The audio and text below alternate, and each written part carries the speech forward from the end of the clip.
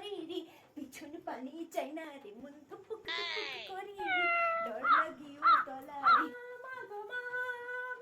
কি ব্যাপার বলতো, মা আজকে এত খুশি কেন? মা বোধহয় কোনো লটারি জিতেছে।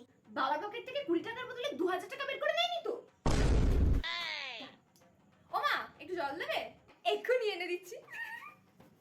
মায়ের এত ভালো ব্যাপার। বাসবনে কি বেলফুল ফুটেছে? দাঁড়া পুতনা, এক কাপ চা হবে?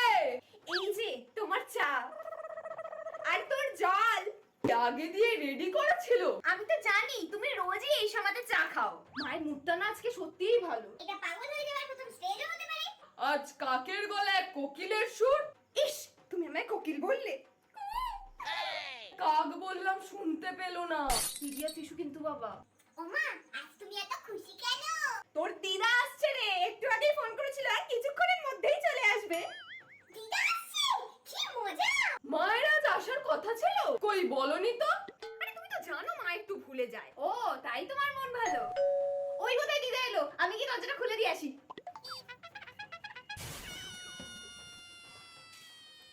কেমন আছিস পুতুনা? ভালো আছি মা, বসো বসো। আরে থাক থাক থাক থাক থাক। আরে এই জন্তুটা তো কত বড় হয়ে গেছে। একদম ঠিক নাম বলেছো। চুপ কর দিদা, ওটা জন্তু নয় মান্তু। তুমি এখনো নাম ভুল করো। তা আমি কি বললাম? মা, আপনি কি ঠিক করে ওষুধ খাচ্ছেন না? তোমার এমন কেন মনে হয় বাবা লিটার? এই জন্যই মনে হলো আমি পিটার। দিদা, আমার নামটা কি বলো তো? পাম পাম। ঠিক বলেছো। এই থাম তো, দিদা সবে বাইরে থেকে এলো, আস্তে আস্তে অমৃতার সাথে নামের লড়াই খেলছে। মা একটু জল মিষ্টি আনি। হ্যাঁ আরে থাম থাম, তোকে কিছু আনতে হবে না। আগে আমি দেশ থেকে তোদের জন্য যা যা এনেছি সেগুলো তো আগে দিই। এই নে ফালতু, আমি তোর জন্য জাম এনেছি। দিদা এগুলো তো আম। তা আমি কি বললাম? ও কিছু না, থ্যাঙ্কস। এই নে পুতনা, তোর জন্য নিজের হাতে আমি মালপো বানিয়ে এনেছি। তাই এটা ফাঁকা। মালপোগুলো টিফিন বক্সেই ভরতে ভুলে গেছি রে। ও ঠিক আছে, তুমি এসো না তাতেই হবে।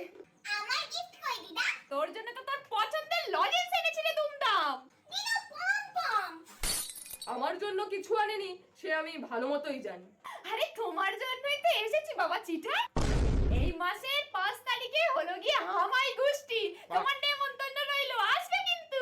কি কি কি কি গোষ্ঠীর কি করবে?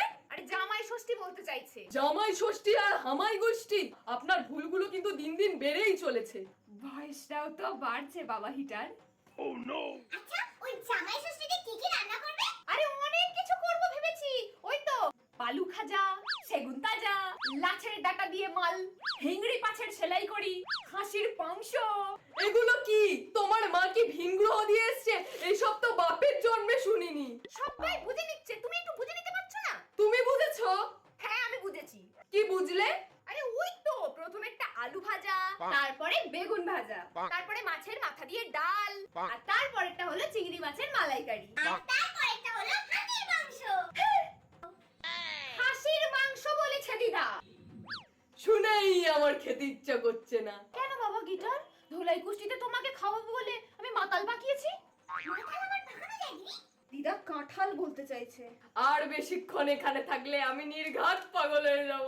আচ্ছা না, বাবাকে কেন নিয়ে এলে না? তাই তো, তোর বাবাকে তো নিয়েই বেরিয়েছিলাম। ভাই তখন থেকে ভাবি কি একটা নেই কি একটা নেই।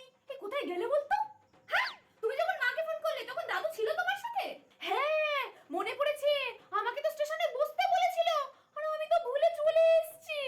এ বাবা, তাহলে তো বাবা তোমাকে এখন স্টেশনে খুঁজছে। কি যে করো না দিদা। আরে চলো চলো, এই চলো চলো চলো। কি জ্বালায় পড়লাম।